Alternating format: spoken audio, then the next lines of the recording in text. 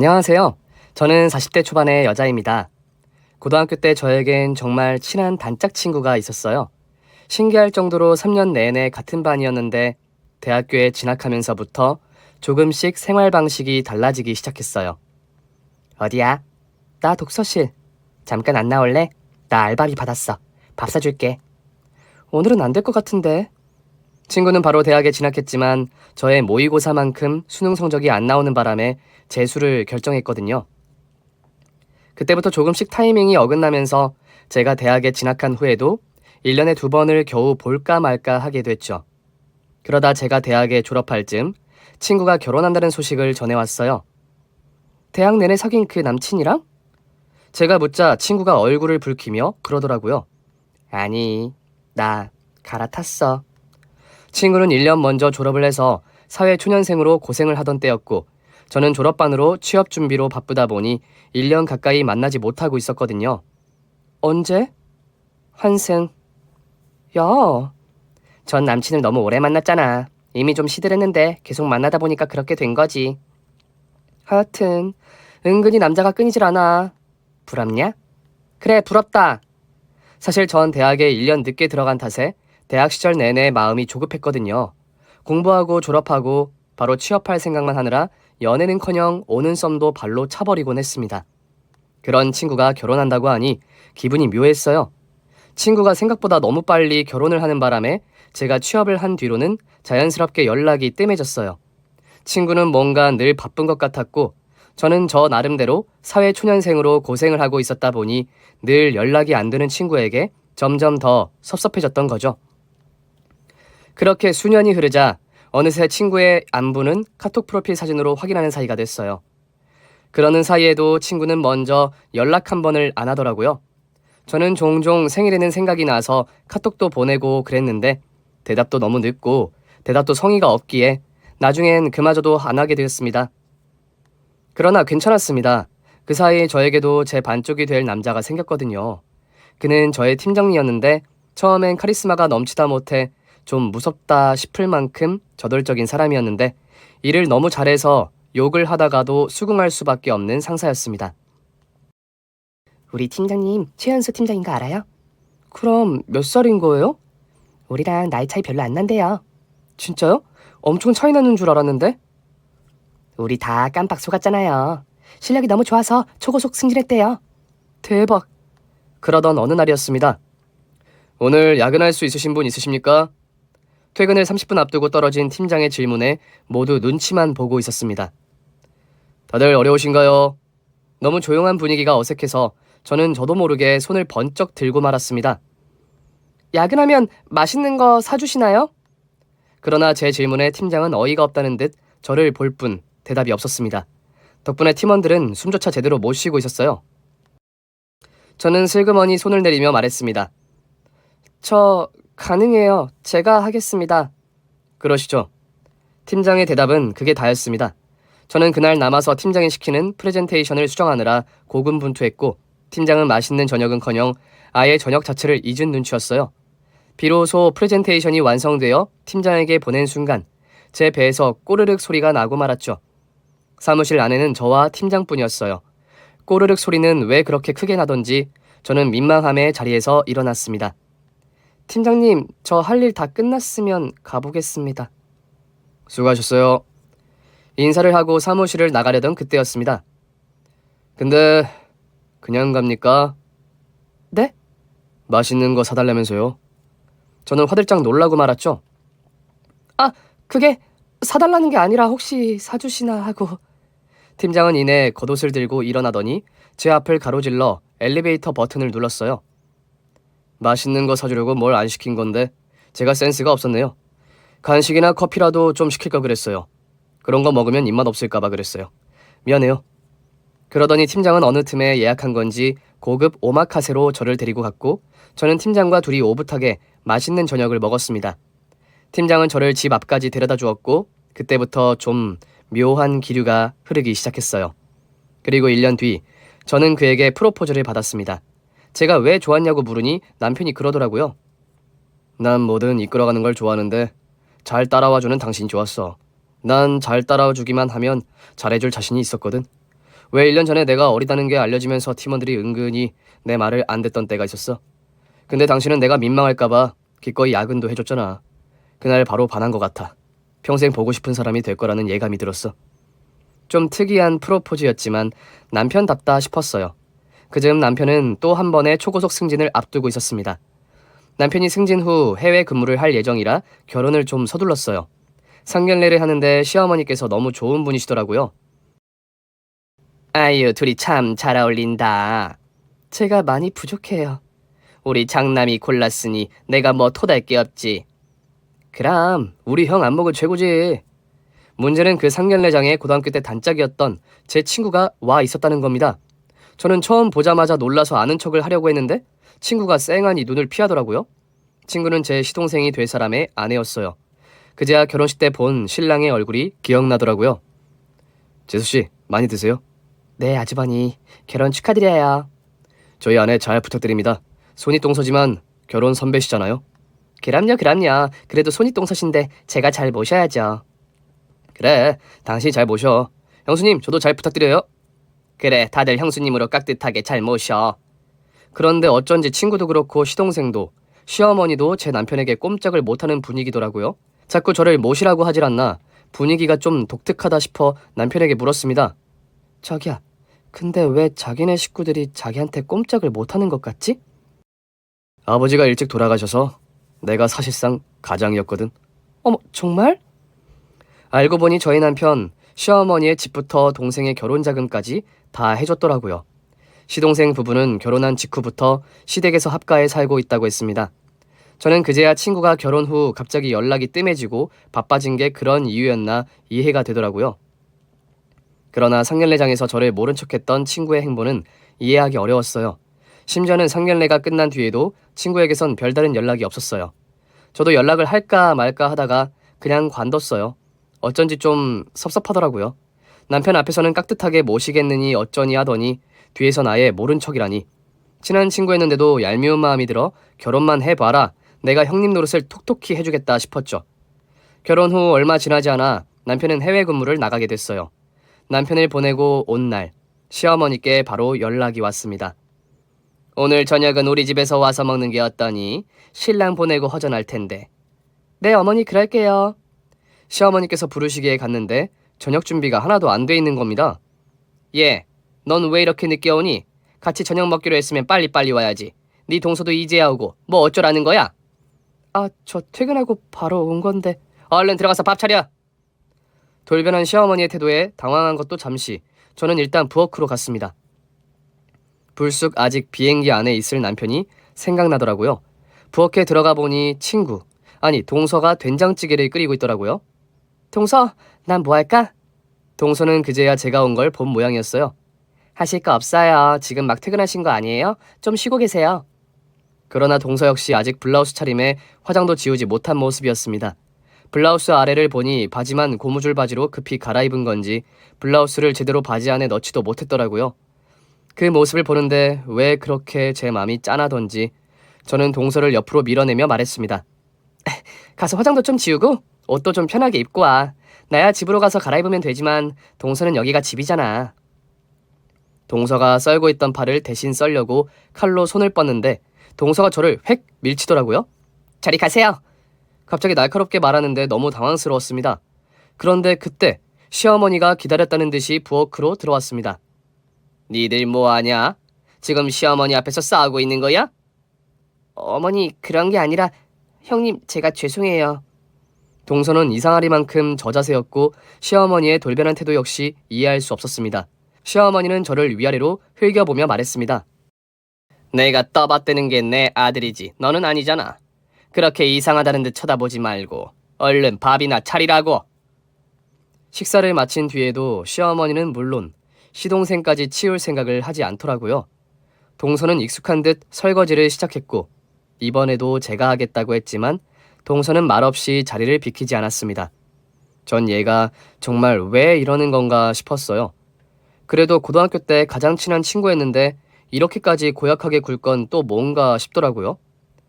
그렇게 남편이 해외로 간 사이 시어머니와 시동생의 태도는 돌변해버렸고 동서는 그런 두 사람의 모습이 익숙하다는 듯 집에서 마치 일하는 가정부처럼 살더라고요.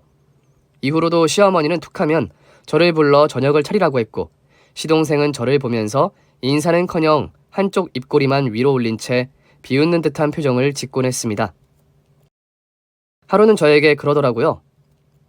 형수, 왔으면 인사부터 해야지. 사람이 그러면 쓰나? 저는 하도 어이가 없어서 그랬어요. 서방님이야말로 왜 이래요? 우리 남편 있을 때는 아주 고양이 앞에 쥐처럼 굴더니 우리 남편 해외로 일하러 간 거지 영영 안 돌아오는 거 아니거든요? 저는 이런 상황을 남편에게 말할까 말까 고민하다가 그만두었습니다. 해외 나가서 고생하는 사람한테 투정을 부리고 싶지 않더라고요. 저야 뭐 따로 사니까 덜했는데 솔직히 동서가 자꾸 마음에 걸리긴 하더라고요. 그러던 어느 날이었습니다. 시어머니에게서 또 연락이 오더라고요. 사실 그즈음 저는 집에 있을 땐 일부러 휴대폰을 잘 안 봤어요. 시어머니한테 연락이 하도 오기도 했고 막상 보면 모른 척도 못하겠기에 일부러 벨소리도 무음으로 바꿔놓곤 했습니다. 그런데 하필 휴대폰을 잠깐 보려는 순간 시어머니에게서 또 연락이 오기 시작한 겁니다. 부재중 통화가 무려 30통이 넘더라고요. 예, 네 남편이 실종됐다는구나. 네? 넌 내 연락도 계속 안 받더니 회사에서 온 연락도 안 받는 거냐? 내 연락 안 받으려고 아예 휴대폰을 안 보고 있는 건 아니고? 부재중 통화를 확인해보니 시어머니에게서 온 건 10통 정도, 나머지 20통은 국제 전화였더라고요. 믿을 수 없는 사실에 시댁을 갔을 때 동서의 얼굴엔 큰 멍이 들어있었습니다. 그러나 남편의 실종 소식으로 인해 정신이 하나도 없었어요. 도대체 어떻게 된 거니? 네 남편이 왜 실종이 돼? 저도 모르겠어요. 며칠째 연락도 안 되고 집에도 없대요. 마지막으로 찍힌 CCTV 영상은 도로에서 찍힌 건데 그 후로 차도 남편도 발견이 안 되고 있대요. 회사에도 안 나오고 있고요. 죽었나 보다. 어머니 무슨 말씀을 그렇게 하세요? 외국에 나간다고 할 때부터 불안했어. 총기도 자유로 소지하는 곳 아니야? 비싼 차 타고 돌아다니니 누가 납치라도 한 거겠지. 시어머니는 마치 남의 얘기를 하듯 그렇게 말했고 저는 시어머니의 말을 도저히 더 듣고 있을 수 없어서 집으로 돌아왔어요. 그러나 한 달이 지나고 2달이 지나도 남편에게선 어떠한 소식도 없었습니다. 그러던 어느 밤 전화가 오기에 보니 동서더라고요. 그동안 한 번도 먼저 연락이 없던 애가 웬 연락인가 싶어 일단 받았습니다. 그랬더니 다 죽어가는 목소리로 배가 아프다는 거예요. 시댁에 가보니 시어머니도 시동생도 없더라고요. 일단 저는 동서를 업고 병원으로 뛰어갔습니다. 그런데 병원에 도착한 동서가 그러는 거예요. 형님, 나 좀 몰래 병원에서 빼주세요. 동서가 쓰러지기 며칠 전, 그날도 전 없는 힘을 쥐어짜 회사에 나갔어요. 일을 하고 있는데 대표님의 호출을 받았죠. 상심이 크시죠? 제 부장 제가 정말 아끼는 유능한 친구였습니다. 네. 일머리도 좋고 능력이 뛰어난 친구라 전례 없는 승진까지 시켰는데 도대체 이게 무슨 날벼락인지 모르겠습니다. 회사에서 보내는 해외 근무에서 생긴 일인 만큼 회사에서 최대한으로 보상을 해드리려고 합니다. 보상이라뇨? 무슨 보상을 해요? 저희 남편 아직 안 죽었어요. 그냥 실종 상태인 거잖아요. 그렇긴 하지만 이제 수사도 거의 마무리 단계인 것 같더라고요. 말도 안 돼요. 차도 안 나오고 사람도 안 나왔는데 마무리를 하면 어떡해요? 이게 참 외국에서 벌어진 일이라 저희가 직접 개입할 수 있는 일이 많지가 않아요. 제가 가볼게요. 제가 가서 직접 확인해야 믿을 수 있을 것 같아요. 정 원하시면 회사 차원에서 경비와 숙소까지 모두 지원하겠습니다. 다만 퇴직 처리는 해야 할 것 같습니다. 그래야 그 자리에 새로운 사람을 뽑을 수 있어서요. 퇴직이라뇨? 휴직이 아니고요? 회사 원칙상 휴직 상태에서는 새 사람을 뽑을 수가 없습니다. 그래도 이건 아니죠. 우리 남편이 아직 살아있을 수도 있는데. 그렇게 억지도 써봤지만 소용이 없었어요. 남편이 실종된 지 반년 가까이 돼가고 있었고 회사의 상황을 이해하지 못하는 건 아니었습니다. 결국 남편의 자리엔 새로운 사람이 들어왔고 저는 도저히 그 상황을 견딜 수 없어 휴직계를 제출했어요. 그리고 그날 거짓말처럼 남편의 부고 소식이 날아왔어요. 시신이 외딴강에서 발견됐고 차 역시 발견됐다는 이야기였습니다. 그날 이후 시어머니와 시동생의 구박은 더 심해졌어요. 툭하면 시댁으로 오라던 연락은 우리 집에 아무 때나 쳐들어오는 것으로 바뀌었어요. 그렇게 와서는 밥을 달라, 차를 달라, 비싼 케이크를 사오라는 둥 요구도 가지각색이었습니다. 곧 시신이 한국으로 이송될 거라는 이야기를 들은 뒤 저는 망연자실해 있었습니다. 물론 남편이 실종된 지난 몇 달간 수없이 각오한 일이긴 했어요. 실종 기간이 너무 길어지고 있었으니까요. 그렇게 수도 없이 생각했는데도 현실이 되자 도저히 받아들일 수가 없더라고요. 밤새 자다 깨다 남편이 온 뒤에 진행될 장례를 생각하니 또 멍해졌습니다. 시어머니에게 전화도 걸었어요. 어머니, 장례에 불러야 할 친척분들은 어머니께서 불러주실 거죠? 그걸 왜 내가 불러? 네 신랑인데? 그런데 전화를 받은 시어머니의 주변이 너무 시끄럽더라고요. 어머니 지금 어디세요? 내가 너한테 그런 것까지 보고해야 하니? 이제 네 신랑도 없으니 내가 네 눈치를 볼 이유가 더더욱 없잖니. 그러고는 전화를 거칠게 끊어버리시더라고요. 도대체 자신을 부양하던 큰아들이 죽었다는데 어딜 가 있는 건가 싶고 급한 대로 동서에게 전화를 걸었지만 연락이 닿지 않았어요. 시동생에겐 어쩐지 연락이 하기 싫어서 고민하다가 그대로 잠이 든 거였어요. 형님. 동서가 다 죽어가는 목소리로 전화를 걸어왔습니다.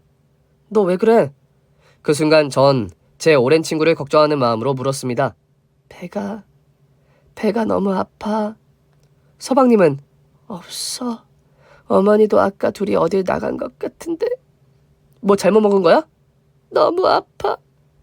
저는 일단 시댁으로 달려갔습니다. 현관문을 열고 들어갔을 때 동서는 현관까지 기어 나온 건지 문 앞에 쓰러져 있었어요. 동서, 괜찮아?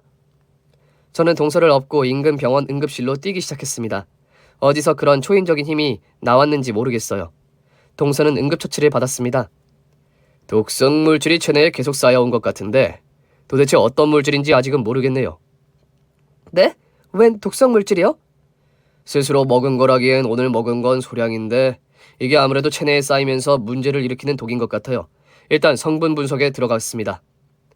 동서는 진통제를 맞은 뒤 겨우 잠이 들어 있었고 그때 마침 동서의 휴대폰으로 시동생에게 전화가 오더라고요. 여보세요? 야, 너 어딨어? 시동생은 제가 동서인 줄 알고는 대뜸 반말부터 했습니다. 왜 대답이 없어? 어딨냐니까? 서방님. 뭐야, 형수예요? 네, 혹시 취한 거예요? 네, 기분 좋아서 좀 마셨습니다. 저는 황당했습니다. 남편의 부고가 전해진 지 얼마나 됐다고 기뻐서 취하다니 시동생도 남편의 부고에 충격이 커서 정신이 나간 건가 싶었죠. 어디세요? 집이요. 근데 우리 와이프 어딨냐고? 서방님, 일단 취한 것 같으니까 제가 데리고 있다가 데리고 갈게요. 형수 집에 있어요? 둘이 무슨 작당을 하는 거야? 도대체 그게 무슨 소리예요? 왜요? 우리 와이프가 눈치를 챘나? 뭐라고요? 그때 응급실로 응급 환자가 실려 들어왔어요. 잠깐만, 이거 구급차 소리 아니야? 지금 병원이에요? 혹시 우리 집 앞에 있는 그 병원? 시동생이 알게 된 이상 굳이 숨길 일이 아니라고 생각했어요. 맞아요. 동서가 갑자기 배가 너무 아프다고 해서 데리고 왔어요. 제가 퇴원시켜서 데려갈 테니까. 튀지 말고 거기 딱 있어요. 뭐라고요? 내가 왜 튀어요? 그러나 시동생은 이미 전화를 끊은 뒤였습니다. 도대체 이게 무슨 황당한 소린가 싶어 휴대폰을 보고 있는데 갑자기 동서가 제 손을 덥석 잡더라고요. 동서 일어났어? 형님, 나 좀 몰래 병원에서 빼주세요. 뭐라고? 얼른요. 그 사람 오기 전에. 다급한 동서의 말에 결국 전 동서를 다시 업고 우리 집으로 뛰기 시작했습니다. 형님 집으로 가면 쫓아오지 않을까요? 그래도 일단은 우리 집으로 가자. 문을 안 열어주면 그만이니까.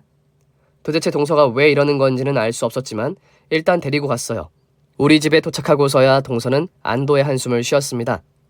은영아 고마워. 도대체 어떻게 된 거냐니까? 언젠가부터 몸이 계속 안 좋았어.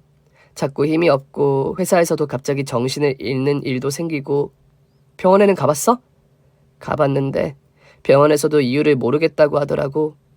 근데 왜 아까는 병원에서 빼달라고 한 거야? 서방님을 피한 거야? 동서는 갑자기 눈물을 흘리기 시작했습니다. 너 도대체 어떻게 산 거야? 미안해. 결혼한 다음부터 너무 힘들어서 너한테 연락할 여유가 없었어. 도대체 뭐가 어떻게 된 건데? 동서는 저에게 그간의 이야기를 들려주었습니다. 결혼을 했는데 시어머니가 보통 표독한 게 아니더라고. 남편이 능력이 없어서 신혼집을 따로 구할 수가 없어서 합가를 할 수밖에 없는 상황이었어. 너도 상견례 때 어머니 봤지? 얼마나 착한 척을 하는지. 나한테도 그랬어. 아주버니 앞에서는 세상에 하나밖에 없는 천사처럼 군다니까. 근데 결혼하고 시댁으로 들어간 첫날부터 시어머니 돌변하지 남편까지 돌변하지. 그럼 이혼이라도 하지. 그렇게 견디기 힘들었으면. 내 남편 아주 무서운 사람이야. 내가 이혼할 생각인 걸 알고 우리 엄마를 찾아가서 협박하더라. 뭐? 서방님이? 응. 엄마한테 내가 단남자가 생겨서 이혼하자고 한다고. 한 번 더 이혼 소리 꺼내면 줄초상을 치를 줄 알라면서 우리 엄마를 협박하고 온 거야. 그러니 내가 이혼을 어떻게 해? 나만 도망가서 될 일도 아니고. 꿈에도 몰랐던 이야기에 온몸이 소름이 돋았어요. 말도 안 돼. 어떻게 자기 와이프한테. 나 벌 받았나 봐. 무슨 벌? 오랜 사귄 남친 버리고 얼마 만나지도 않은 이 자식이랑 결혼한 벌. 저는 동서를 와락 안아주었습니다. 그런 거 아니야. 널 협박한 그 인간이 나쁜 사람인 거지. 그래도 아주버님이 계실 땐 착한 신용이라도 했지. 이제 어떻게? 분명 너도 협박하려고 들 거야. 우리 남편은 어땠어? 갑자기 남편에 대한 그리움이 밀려왔습니다. 이 가족들을 다 먹여 살리다시피 하셨으니 늘 바쁘게 살았지. 내가 결혼해서 들어오면서 아주버니는 나가서 살기 시작하셨으니까 아마 자세히는 아는 게 없었을 거야. 그래도 나 볼 때마다 안부라도 건네주고 친절하게 말을 걸어준 건 아주버니 뿐이었어. 동서의 얘기를 듣던 저는 결국 또 눈물을 흘리고 말았습니다. 남편이 너무 보고 싶었어요. 그때였습니다. 밖에서 누군가 문을 거칠게 두드리기 시작했어요. 형수! 문 열어! 둘 다 여기 있는 거 다 알아? 이것들이 작정했구나. 당장 문 안 열어? 안 열면 경찰 부를 거야. 형수가 내 와이프 납치했다고. 그래, 당장 전화하자. 동서의 얼굴은 다시 하얗게 질려버렸고 저는 일단 경찰에 신고했어요. 지금 집 밖에 무단 침입을 하려는 사람들이 와 있어요. 혹시 어떤 관계시죠? 시어머니랑 서방님이요. 예? 그런데 무단 침입 맞습니까? 네, 맞다니까요. 빨리 좀 와주세요. 경찰이 도착한 후 시어머니와 서방님은 일단 집 앞에서 쫓겨났습니다. 그러나 임시 방편일 뿐이었죠. 시동생과 시어머니는 저와 동서에게 밤새 전화를 걸어왔습니다. 연락이 온 증거를 남기기 위해 무음으로 돌려놓았지만 정말 무서울 정도로 전화를 계속하더라고요. 다음날 아침 병원에서 연락이 왔어요. 동서의 몸에서 발견된 독을 찾았다는 얘기였습니다. 저랑 동서는 주변을 살피며 조심스럽게 병원으로 향했습니다. 환자분 몸에서 독이 오랜 시간 쌓여왔어요. 어제 임시로 해독을 하긴 했지만 그 정도로는 지금까지 쌓인 독이 다 해결되진 못해요. 제가 보기에 이 정도면 꽤 오랜 시간 소량을 계속 섭취하신 것 같아요. 저는 너무 놀라서 동서에게 물었어요. 너 설마 일부러 먹은 건 아니지? 아니야, 내가 왜 그걸 일부러 먹어.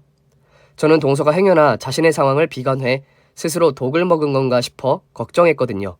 병원을 나오는데 동서가 번뜩 생각이 난 듯 말했습니다. 맞다. 얼마 전부터 남편이 매일 가져다 주던 게 홍삼액이 있었어. 몸에 좋은 거라면서 웬일로 날 다 생각하나 싶어서 계속 먹었는데 설마 그걸까? 아무래도 확인이 필요할 것 같았습니다. 너 우리 집에 가 있어. 내가 네가 먹던 거 찾아올게. 뭘 어쩌려고. 저는 일단 동서를 우리 집까지 바래다 준 뒤 문을 꼭 잠그고 있게 했어요. 그렇게 시댁으로 가려는데 동서가 불쑥 제 손을 잡더라고요. 찾아올 게 또 있어. 솔직히 그때 전 눈에 뵈는 게 없었습니다. 남편은 세상을 떠났고 가장 친한 친구였던 동서까지 잃을 뻔한 상황이었어요. 시댁의 도어락을 열었을 때 시어머니만 거실 소파에 앉아 있었습니다. 저를 본 시어머니는 당황한 눈초리였어요. 네가 웬일이니? 어제는 문도 안 열어주더니. 서방님은요? 회사 갔지? 걔가 뭐 너처럼 한가한 줄 알아? 저는 조심스럽게 부엌을 봤습니다. 저 물 좀 마실게요. 뭐? 시댁에 와서 물 한 컵은 마실 수 있잖아요? 잠깐. 계속 부엌으로 들어가려던 그때였습니다. 시어머니가 냉큼 오더니 저더러 소파에 가 앉아 있으라는 겁니다. 내가 가져다 주마. 저는 소파에 앉는 척 몰래 시어머니를 지켜봤어요. 시어머니는 주변을 살피더니 찬장에서 작은 도자기통을 꺼냈습니다. 그리고는 제가 마실 물에 아주 작은 스푼으로 한 스푼을 넣더라고요. 저는 시어머니가 나오기 전 냉큼 소파로 가 앉았습니다. 자, 여기. 시어머니는 제 앞에 물잔을 내려놓았고 전 모른 척 화제를 돌렸습니다. 그런데 어머니, 도대체 어젯밤엔 어딜 가신 거예요? 주변이 시끄럽던데. 내가 어딜 가든 내가 그것까지 너한테 보고해야 하니? 그러는 너야말로 네 동서를 왜 빼돌린 거야? 네 동서랑 우리 아들은 엄연히 부부관계야. 네가 뭔데 우리를 신고하니? 거긴 엄연히 제 집이니까요. 그게 왜 네 집이니? 내 아들 집이지. 이제 시신만 도착해봐. 사망 신고하고 나면 내 아들이랑 너랑 남남인 거 알지? 그 집은 내놓고 가라. 제가 왜요? 그 사람은 제 남편이고 남편이 세상을 떠나면 그 집은 제 집이에요. 시어머니는 저를 째려보더니 물컵을 밀어주었습니다. 물 마신다며 물이나 마시고 가. 그 순간 버럭 소리를 치던 시어머니가 살해에 들린 건지 기침을 하기 시작했습니다. 저는 시어머니에게 그 물을 건넸습니다. 어머니, 괜찮으세요? 물 좀 드세요. 저는 시어머니의 입에 물을 넣어드리려고 했고 시어머니는 몸부림을 치며 그 물을 마시지 않으려고 했습니다. 겨우 기침을 멈춘 시어머니가 자리에서 벌떡 일어나며 소리쳤습니다. 너 미쳤어? 그 물을 나한테 먹이면 어떡해? 저는 그런 시어머니에게 태연하게 물었습니다. 그 물이 뭔데요? 어머니 저한테 마시라고 가져다 주신 거잖아요. 근데 왜 어머니는 안 되는데요? 뭐? 근데 어머니 방금 몸부림치시는 바람에 물이 입으로 좀 들어간 것 같은데. 뭐야? 시어머니는 막무가내로 침을 뱉더니 화장실로 달려갔습니다. 저는 그런 시어머니의 뒤에 대고 소리쳤습니다. 어머니, 누가 보면 독이라도 드신 줄 알겠어요. 그러나 여유는 거기까지였습니다. 저는 시어머니가 꺼냈던 작은 도자기 함을 챙긴 뒤 바로 동서의 방으로 들어갔습니다. 전 동서의 말을 떠올렸어요. 은영아, 내 방 장롱 왼쪽에서 두 번째 칸에 USB가 하나 있을 거야. 근데 내가 깊숙이 넣어놨어. 그걸 꼭 찾아와야 해. 저는 막무가내로 동서의 장롱을 뒤졌지만 USB는 보이지 않았어요. 그때였습니다. 너 거기서 뭐하니? 손에 든 건 뭐고? 시어머니는 제가 들고 있는 도자기 함을 매섭게 보고 있었고 저는 결국 동서가 말한 USB를 찾지 못한 채 시어머니와 몸씨름을 시작했습니다. 어딜 가? 비키세요. 너 그게 뭔지 알고 가져가는 거야? 내놔. 그거 내가 먹는 몸에 좋은 가루라고. 그래요? 근데 아까 그 물은 왜 못 드셨는데요? 전 어쩔 수 없이 힘으로 시어머니를 밀친 뒤 시댁을 빠져나왔습니다. 동서가 말한 USB도 못 찾았는데 그 가루라도 반드시 들고 가야 했어요. 그런데 그때였습니다. 제 앞을 누군가가 가로막았어요. 전 심장이 철렁했어요. 시동생인가 싶었거든요. 안녕하십니까? 제 앞을 가로막은 사람은 경찰이었습니다. 남편분 도착하셨습니다. 병원으로 가셨고 유품은 조사로 인해 경찰서에서 보관 중입니다. 계속 전화를 안 받으신다고 해서 직접 왔어요. 그 사람 병원에 왔어요? 네, 직접 확인 좀 부탁드릴게요. 저는 경찰과 함께 병원으로 가서 남편의 시신을 확인했습니다. 정말 남편이 맞더라고요. 제 연락을 받은 동서도 병원으로 달려왔어요. 저는 울다 지쳐 쓰러지듯 주저앉아 있었고 동서는 그런 저를 꼭 안아주었습니다. 그냥 울어. 다 울어. 저는 동서를 끌어안은 채 한참을 울다가 다시 동서의 손을 잡고 경찰서로 갔습니다. 그곳엔 남편이 해외 근무하러 갈 때 들고 갔던 캐리어가 있었어요. 눈물이 앞을 가려서 도저히 못 열겠더라고요. 저 대신 동서가 캐리어를 연 그때였습니다. 남편의 가방 안에서 제가 시댁에서 들고 온 도자기 함과 똑같은 것이 들어있었습니다. 이거? 왜 그러세요? 잠깐만요. 저는 주머니에서 시댁에서 가져온 도자기 함을 꺼냈습니다. 이거 제가 시댁에서 가져온 거예요. 시어머니가 제가 마시려는 물에 탔어요. 성분 좀 확인해 주세요. 남편의 캐리어 속엔 구형 스마트폰과 남편이 쓰던 노트북이 들어있었습니다. 휴대폰에 전원을 눌러보니 그 안에 CCTV 어플이 있더라고요. 이게 뭐지? 눌러봐. 떨리는 마음으로 동서와 함께 CCTV 어플을 눌렀을 때 화면에는 시댁 거실이 보였습니다. CCTV 영상은 수년 전부터 기록돼 있었어요. 가장 오래된 영상 속에는 거실에서 강아지가 있더라고요. 강아지를 키웠었어? 맞아. 아주버니가 오래 키우시던 강아지. 연애할 때 본 적 있어. 맞아, 들은 적 있어. 강아지가 나이가 많아서 자주 아프다고. 그래서 거실에 CCTV도 설치해놨다고. 그때 설치했던 게 계속 있었나 봐. 저랑 동서는 번득 찾아오지 못한 동서의 USB를 떠올렸어요. USB는 못 찾았지만 이게 있으면 증거가 되지 않을까? 세상에, 아주버니는 끝까지 날 도와주시네. 저와 동서는 모든 증거를 근거로 경찰에 사건을 접수했어요. 집에 있던 시어머니는 그 즉시 체포되었고 외근을 나간 서방님은 체포까지 약간의 시간이 더 걸렸습니다. 경찰서에 붙잡혀온 시어머니는 억울하다며 저에게 눈물로 호소했습니다. 이건 다 네 시동생이 계획한 거야. 나더러 행여나 형이 일찍 죽으면 우리는 어떻게 사냐고. 그래서 드러났어. 우리가 늘 네 신랑한테 의지해 살았잖니. 생명보험 든 게 뭐 나쁜 일이니? 근데 왜 어머니 집 찬장에 있던 독약이 이 사람 캐리어에도 있는 건데요? 독약이라니. 몸에 좋은 거라 먹으라고 보낸 거야. 해외 나가서 일하려면 힘들 거 아니니. 마침 도자기함에 들어있던 가루의 성분 분석이 끝났더라고요. 독이 많네요. 이 독은 천천히 오래 먹어야 체내에 완벽히 흡수되는 독입니다. 바로 들통나지 않으려고 이 독을 택한 것 같네요. 어머, 독이었어요? 아니, 우리 둘째 아들이 나한테 몸에 좋은 거라고 가져다 줬는데 저는 거기에 독이 든 줄은 꿈에도 몰랐어요. 시어머니가 시치미를 떼자 경찰이 물었습니다. 모르셨다기엔 집에도 하나가 더 있던데요. 이걸 평상시에 어떻게 사용하고 계셨습니까? 예? 그게 누가 몸에 좋은 거라고 줘서 가끔 우리 며느리한테도 타주고 그랬어요. 둘째 아드님한테는요? 당연히 타줬죠. 몸에 좋다는데. 그러셨어요? 경찰은 저와 동서가 제출한 남편의 CCTV 영상을 시어머니에게 보여주었습니다. 영상에서 독약은 항상 둘째 며느님에게만 타주고 계시네요. 영상을 더 분석해봐야겠지만 제가 본 바로는 작은 며느님을 일부러 넘어뜨려서 다치게도 하셨고요. 폭행 혐의는 인정하십니까? 제가 이 나이 먹고 무슨 힘이 있다고 며느리를 넘어뜨려요. 실수죠, 실수. 시어머니는 모든 증거를 보고도 끝까지 잡아떼기만 했습니다. 그러나 조금 더 늦게 체포된 시동생은 경찰 조사에서 본색을 드러냈습니다. 아버지도 아닌 게 아버지 노릇을 하는 게 짜증나서 그랬습니다. 생명보험 들어놓고 어머니한테 독약을 몸에 좋은 약으로 속여서 보내라고 했어요. 마침 외국에 나가 있을 때니까 기회라고. 모든 혐의를 인정하시는 겁니까? 인정은 하는데 우리 엄마 말은 다 뻥이에요.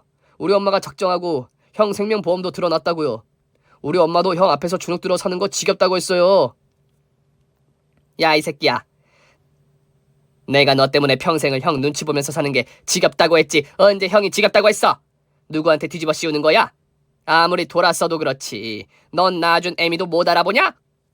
그때 다른 경찰이 수사 중이던 경찰에게 자료로 보이는 서류를 주고 가더라고요.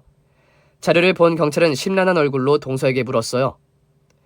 혹시 본인 앞으로도 생명보험 가입된 거 알고 계셨습니까? 네? 아니요. 전 가입한 적 없는데요. 계약자와 수혜자 모두 남편분이세요. 경찰은 저를 보면서도 말했습니다. 시어머니 앞으로 남편분의 생명보험이 3건 가입돼 있네요. 3건의 수혜자 모두 시어머니고요. 저와 동서는 큰 충격을 받았고 그제야 이 미친 모자가 저른 일의 동기를 알 수 있었습니다. 동서는 충격받은 얼굴로 시동생을 노려봤습니다. 당신 사실이야? 너 진짜 미친놈이었구나. 내가 뭘? 와이프 생명보험 좀 들 수 있는 거지. 너도 들면 되잖아. 아니지.